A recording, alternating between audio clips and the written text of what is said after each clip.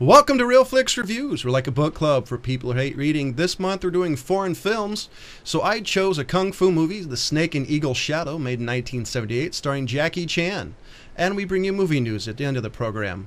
This week we have Jonathan Charney, James Stevens, and the strange man from the strange land in the lower left-hand corner is Ryan Preston.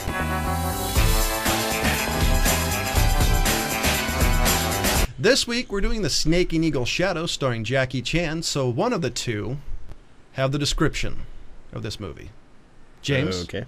Ryan? I got it right here.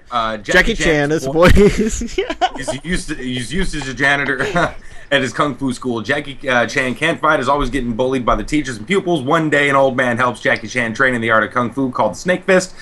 Jackie doesn't get bullied again. Then Jackie creates his own style, mixes it with the Snake Fist. His style is based on the movement of the actions of a cow. One day, the old man is in trouble by a man who does Eagle's Claw, and Jackie Chan helps the old man. Wow, they just spoiled the entire movie. Yeah, they did. That's well, the first description was really short, and this description was far too long. You should have picked the middle ground. Just like Matter of fact, what I realized was the first description was just the first part of this description. Yeah. Wow. Okay. So that's the movie. Yeah. Thanks for watching, guys. Now on to movie news. Wow. So who wants to go first? Let's let Ryan do it. All right, go Hor.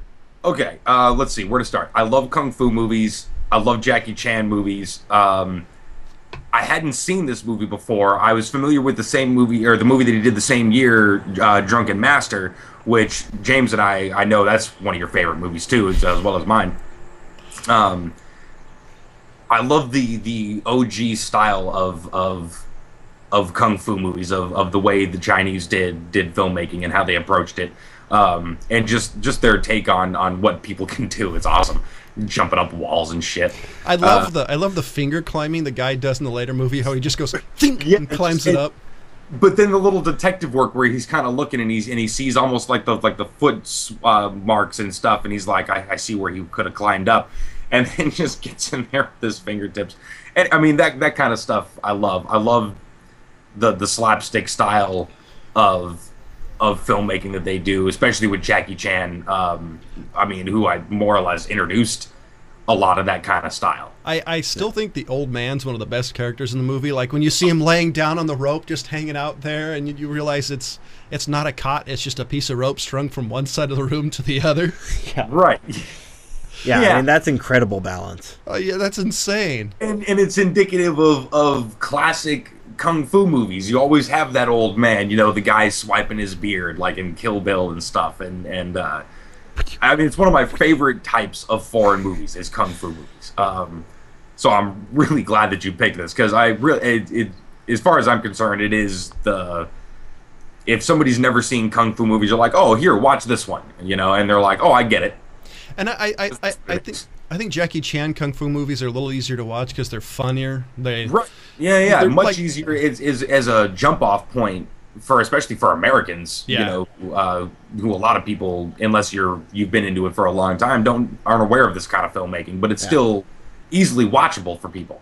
Because I love Bruce Lee movies, but I can totally see them being a little hard for some people because they're a lot more serious than this is. I mean, this is like the Keystone Cops of kung fu movies. I mean, it really the thing is. You gotta appreciate about the old Bruce Lee movies is you're moving from the goofy hop sing characters into more of a serious. I have more ability than just being like yeah, type thing. But the hop sing movies, at least characters, at least in the Americans, were never Asian guys. They were always. Well, yeah, but they were making fun of the Asian type thing, and that's where you got to appreciate that they're moving out, and where Bruce Lee took it into the more serious, and then Jackie Chan kept it kind of serious, but introduced comedic elements to it that took it into a whole nother era that, I mean, Bruce Lee wasn't going to take it to. You never know, he might have, but, he died I doubt 73. He was going to keep making movies where he's, having sex with 4 women at a time and kicking everybody's ass. Yeah, that was his style. Well, but, as far as that, I mean, I think Jet Li came in and took that over and kept it going that way. Yeah, I agree with you there. We talked about this a long time ago, Yeah. how excited we were that Jet Li was kind of coming in and really taking control of the Kung Fu movies nowadays. Yeah. Bruce Lee's movies were comedic in a different way. Yeah, they were. I mean, they weren't. Well, I wouldn't say so much like Enter the Dragon was, they weren't as in your face Fist of Fury. They're not as in your face, they're not in their faces like Jackie Chan's, like over the top, really goofy. I think with Bruce Lee, it's how he fights, what he does. I think it's a subtle comedy versus in your face. Well, it's a lot more of the Die Hard style of like the hero kind of just throwing off one-liners and smart-ass comments and things like that. Much more dry humor, whereas Jackie Chan was almost pure slapstick. Yeah. You have the bowl scene, fighting with the chopsticks, things like that. I mean, that's pure slapstick, just done in a different country. One of my favorite scenes, you had, what was he, a senator or some important guy in the town? You had his chubby kid. Oh, yeah. And the chubby kid just went, like, puffed up. I totally want to make a movie, like a GIF, animated GIF of that, because that's my favorite scene. He's like, me charge! And he charges at the guy. And he's like, well, look at how buff I am. And he flips over the table. Yeah. So, I mean, there is a lot of funny elements in there, and I always did appreciate the fact that, I mean, Jackie Chan in his old movies, and people who know Kung Fu movies, you can't watch a Kung Fu movie without understanding or seeing the Jackie Chan flicks. I mean, you can be in there, and there's some offhand, Kung Fu movies that are out there that I've seen, I'm sure other people have seen, but Jackie Chan is one that you always come back to, as you can always watch a Jackie Chan Kung Fu movie and know that it's going to be good.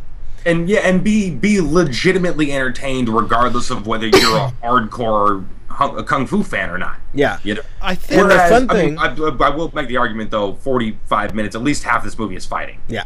And I think that the other thing I think these movies especially are good is they don't talk down to you. It's not, oh, you don't understand Kung Fu, you don't understand this, or understand this. No matter where you are or who you are, there are parts you're going to find funny. And I think that's one of the benefit of these movies. And I always like the fact that Jackie Chan, I mean, if you look at all of his old ones from like the late 70s into the mid to late 80s, is he uses the same characters. He's got the same actors, and he puts them in different roles that I love. Are really good for them.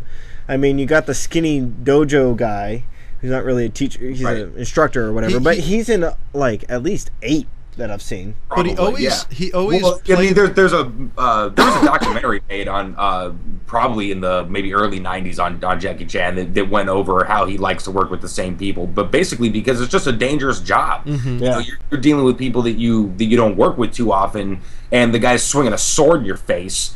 You know what I mean? You get a little more nervous and you want to flinch a little more. And he was explaining, if you've worked with these people long enough, you don't flinch. So when he makes, a little bit of connection with you, it's the right amount, and it's not going to be over the top, and you're not going to get seriously injured. Yeah, because I mean, he also uses the fat kid that was in there. He uses him constantly. My favorite thing about the first teacher you see is the fact that in most Jackie Chan movies, spoiler here, is he's generally the foil. He's usually the guy that does stupid things and this was the first movie I saw him in where he wasn't such the foil, but he still played the full character. Yeah. Right. I love that he character. Still had some skill and Yeah.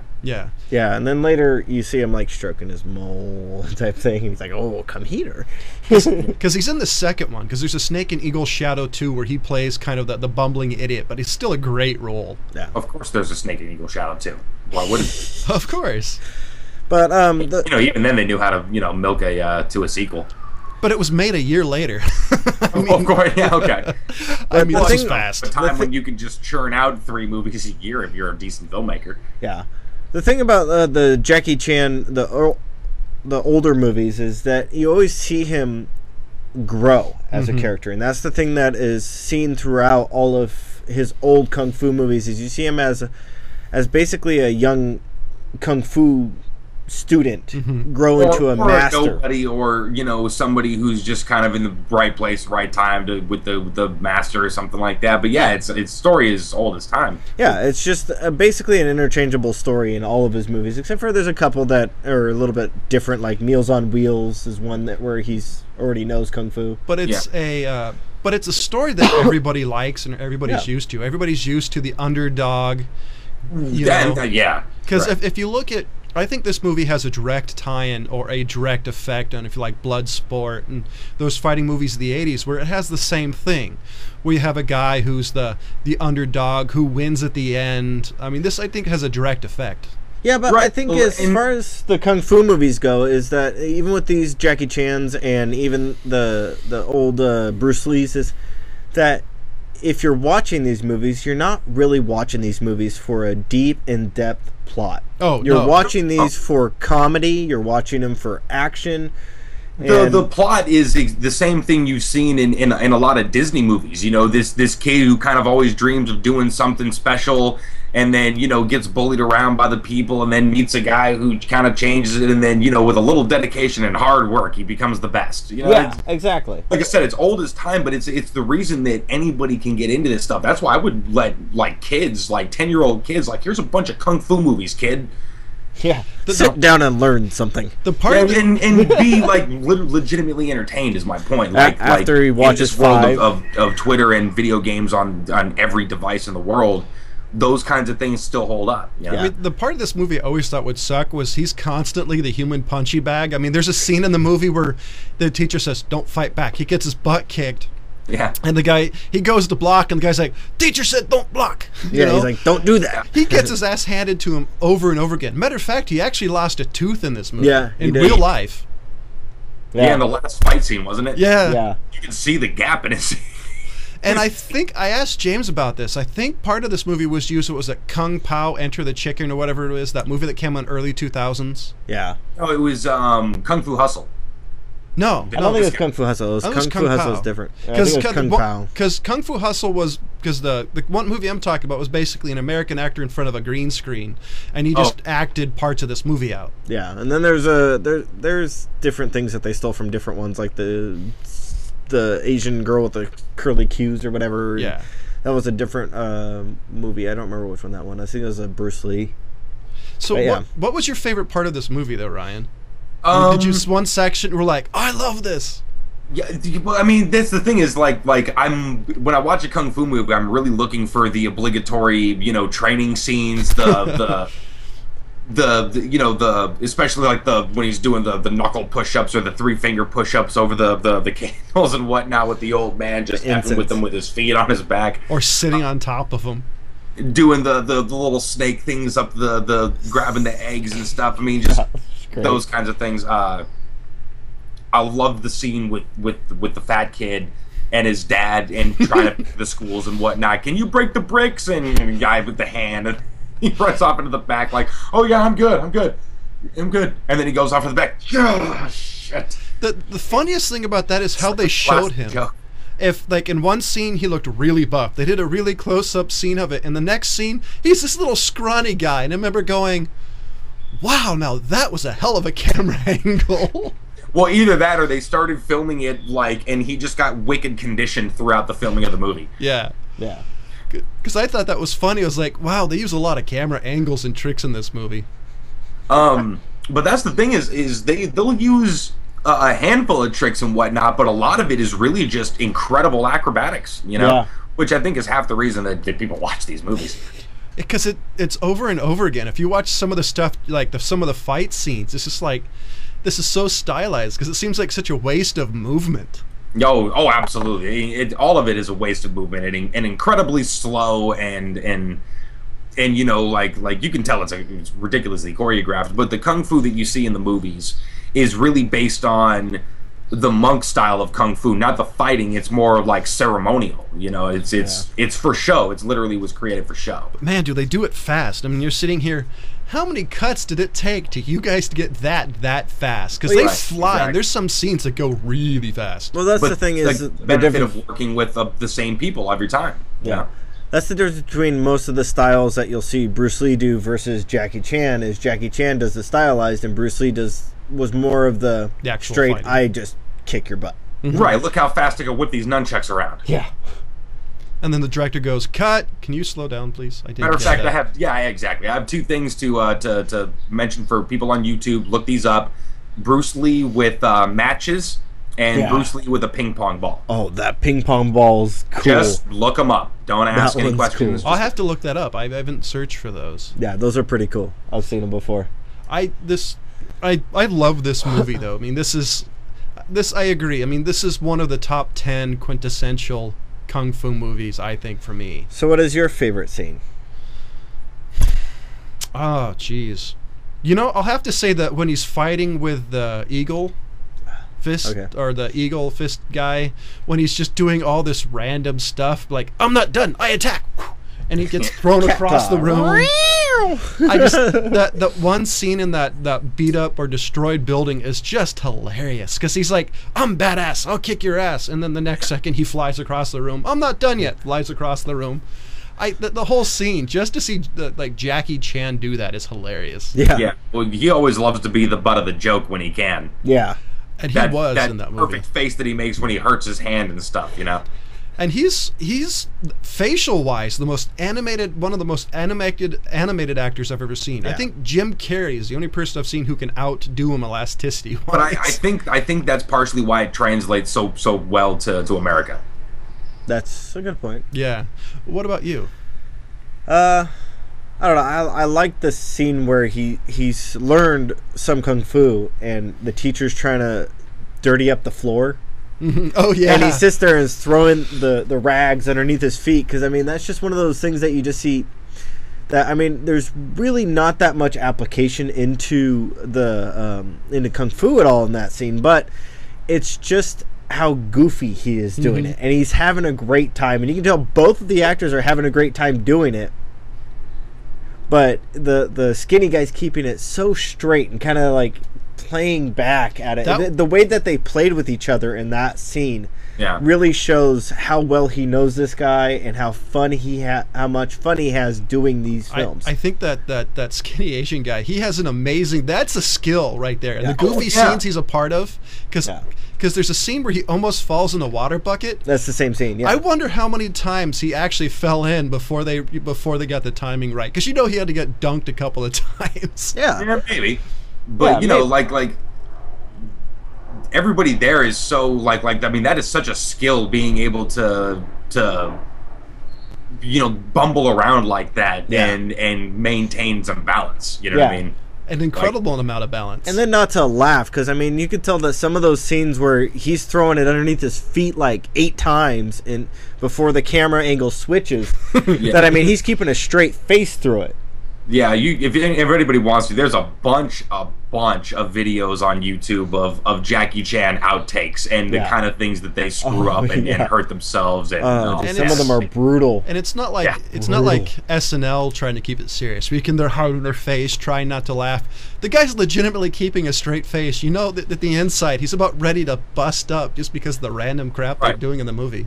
Yeah, let me pull up one that I know has so many outtakes that are just so great of them that somebody out there could look up. I'm trying to remember the name of it. The craziest thing about the Jackie Chan is how many times we've gotten hurt. I have a DVD that actually talks about all his injuries.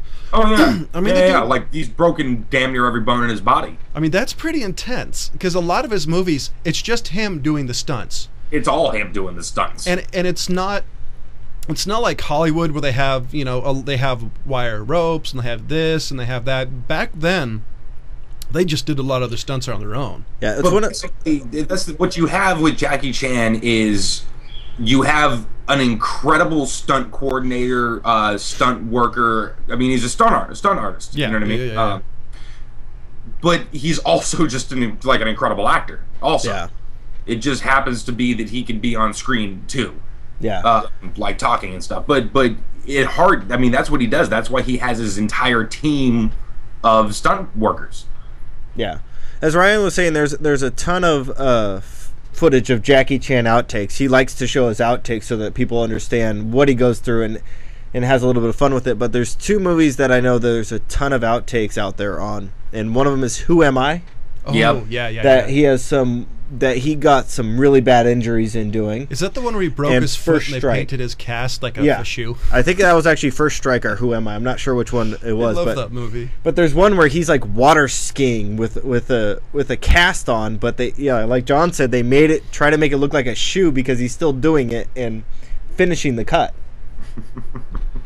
I got to give this guy credit. This guy has an amazing ability just to put up with stuff, and dedication like you wouldn't believe. Because I don't think you would be able to do that here. I don't think you would have get away with having a broken foot and still skiing. I mean, them literally like duct taping the ski to his cast. I mean, that's amazing. Yeah.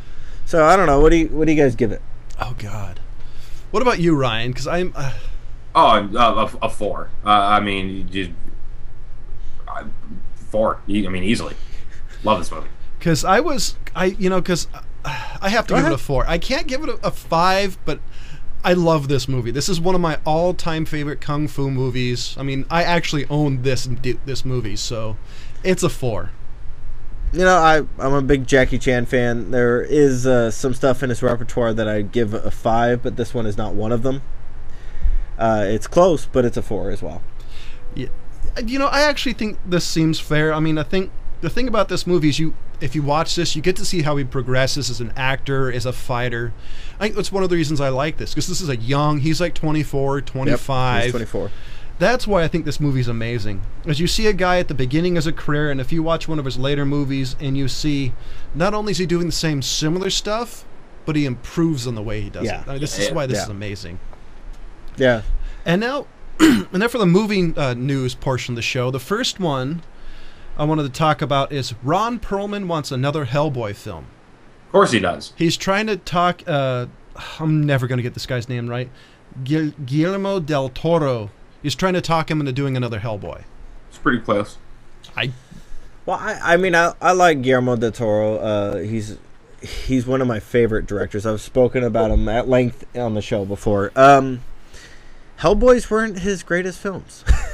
But visually, like I was going to say, Guillermo del Toro is one of my favorite visual directors, and visually, they had their moments for damn sure. I'll give you that. But I mean, as far as his repertoire of movies that he's got out there, I mean, there's better ones, but sure. Well, I'm just not a big Ron Perlman fan per se. Although I see him in Sons of Anarchy, and it's like, oh, that's what you're here for. Well, that's why you act. Ron Perlman's the actor who can't say no to anything.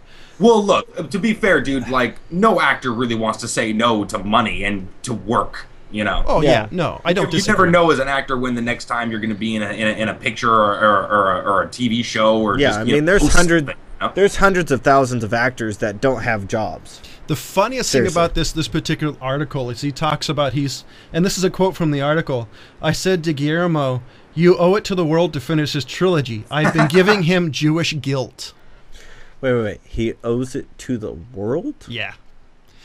I couldn't resist reading it. It's funny. Wow, I think the one thing about this is Guillermo is really good at visuals. In the first one, with that wind-up bad guy in the beginning of the very first film, I think it's a really unique movie. I don't think it's Pan's Labyrinth unique, but it's unique enough visually that I would watch it. But I would check it out. Has so much on his plate right now with everybody else wanting him to do other things. Yeah. Hellboy is probably the least of his worries. Yeah. I'm sure that's like. He'll do it in a couple of years when he's tired of it. He's like, why not just do something different? And the next one is something I've wanted to see forever. The Phase 2 of the Marvel Cinematic Universe will begin to play out in theaters next month. But meanwhile, the studio's going up for their plans for Phase 3. Doctor Strange. Nice. Wait, are they doing a live action? According to this article, it is. Nice. Yeah. And guess who is being eyed? I don't know if this is a good thing or not, but actor-writer Justin Theroux is being eyed for the role of Doctor Strange. I don't know who that is. Yeah, I'm going to have to pull up that name. I don't know it off the top of my head. What'd you say? Justin Theroux. So I don't know the cat. I recognize this dude from someplace. Oh, American Psycho. Oh, from that. Okay. So what do you think? Oh, Mulholland Drive. Oh, and he was in Parks and Rec. Oh, he's Justin from Parks and Rec. That's right. Because I don't know him enough to know if this would be a good person or not. But I love the Doctor Strange character. Yeah, he's always been one of my favorite, superheroes. My question is, giving Marvel's latest things, you've got the Avengers, you got Iron Man. Do you think it would be good? Do you think they're jumping the shark, going to their more fiduciary characters, or do you think that this will be an amazing movie? I think if they're going to do it, this is the time. There's never been a better time. I mean, the market, the entire world is primed for this kind of shit. You know, I'm a big fan of the Doctor Strange character. This is one of those that I'm not going to boycott. Do you think you know, I would go and watch it. I'm sure they appreciate your patronage. And I would give it a chance. I mean, the way that they've treated, Wolverine. Here's my worry. My true worry. Wait a second. I mean, the new Wolverine. Has hope. But here's it doesn't mean that it's going to redeem the way that they. It's going to be him in Japan, dude. This movie's going to fucking rule. Well, you never know. Here's my worry. My worry is Doctor Strange and the whole world is very dark, very gritty. And I'm afraid this is going to turn into the goofy. Thank you. That's what I was going to say. Less sadistic. I think people understand that you can do that kind of thing in a comic book movie nowadays, and people will appreciate it. No, there's only a couple. Hold on, let me speak for a second. Movie just like saying, oh well, if people can do a dark comic book movie, let's do Doctor Strange. But hold on, let me speak on this one for a second. I mean, there are characters that you can do campy, kind of funny things with. Like Deadpool, the Flash, America in the 80s. Captain America. You can do funny things with that a little bit more than you can like with Wolverine or Doctor Strange or even Iron Man. Iron Man, you can have some funny elements to it, but it's a little bit more of a serious story. Batman, it's a different kind of comedy. But what we don't want to happen is for it to turn into a Green Lantern. Green Hornet. Green Hornet, yeah. Yeah, no, that's what I'm afraid of this movie because it's a very dark, very serious. There are total comedic elements in the comic book, but I'm afraid it's going to turn into another comedy. Transformers. No, see, Transformers you can get away with being funny. This movie, I don't think this source material there's room to make it into a slapstick comedy like I can see them doing. I don't know. I just hope that they don't screw it up. That's all I got to say. I think it'll be good. I think the people that they're letting do these movies now are doing best to not screw them up. And I think the benefit though is Disney owns Marvel, and out of any studio in the world, Disney's not stupid.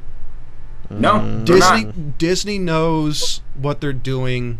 They'll go for the common denominator. If people really want a funny movie, they'll make it funny. But I think Disney realizes that there's enough fanboys that they would complain, and this movie would get totally trashed. Yeah. Nobody would. And I've said it a bunch of times. I'll watch all these damn movies, but what I really want is DC to start doing some shit again. Yeah. And the other part of the movie news is Iron Man 3 may be the last. Because according to this article, I think they said that Robert Downey Jr. and Gwyneth Paltrow's contracts are over after Iron Man 3.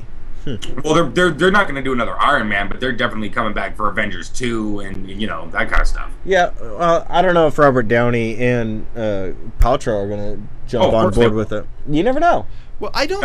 there's no way that he can refuse to do it. I mean, he'd be eaten alive by the public.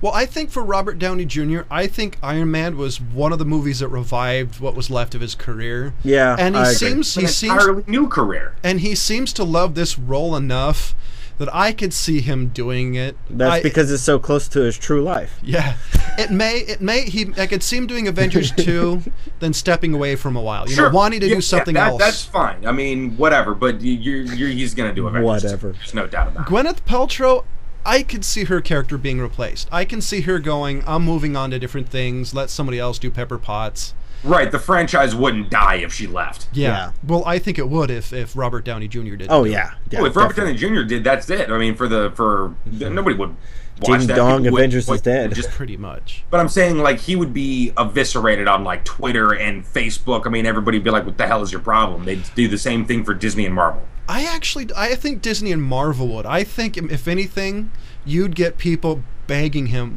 please be Tony That's what I'm Stark. saying. Disney and Marvel understand that, and they have enough money to throw out. Yeah. I don't think Robert Downey Jr. would get eviscerated. I think, if anything, he would be harassed to no end. That's basically what he's saying. He's going to be harassed to the point that he's going to be eviscerated. Eviscerated generally means, he's getting, you son of a bitch, you should have done this. Yeah, that's what I'm saying. Have you read the internet? Yeah, have you been on the internet? Are you familiar with this thing called the internet? Well, there's these people called trolls, and that's exactly what they do all day long is you fucking piece of shit, die, burn in hell. I think the voices you would hear more often than not is you get people sad that Robert Downey Jr. said no. I mean, have you seen the trolls commenting about me? The rest of the people that want to be polite to him are going to be like, I'm sad that you didn't do this movie. Whereas the 40% that is the internet are going to be just flaming him. Then just don't read YouTube comments. I was going to say like 80%. Yeah, I was about. Well, as long as you don't read the YouTube or Reddit comments, you'll be safe. Yeah. But I mean, I'm just saying, like his Twitter. I mean, it's all going to go up. I'm actually. Are you guys interested in seeing Iron Man 3? Yeah, I mean, I will. Yeah, of course I will. I mean, I like it. I probably won't go out of my way to go see it like opening week or anything, but I'll see it. What about you, Ryan? I don't see a movie for anything for opening week, but I love comic books. I'll watch all this shit. The only person really at this point I'll see opening week is Quentin Tarantino.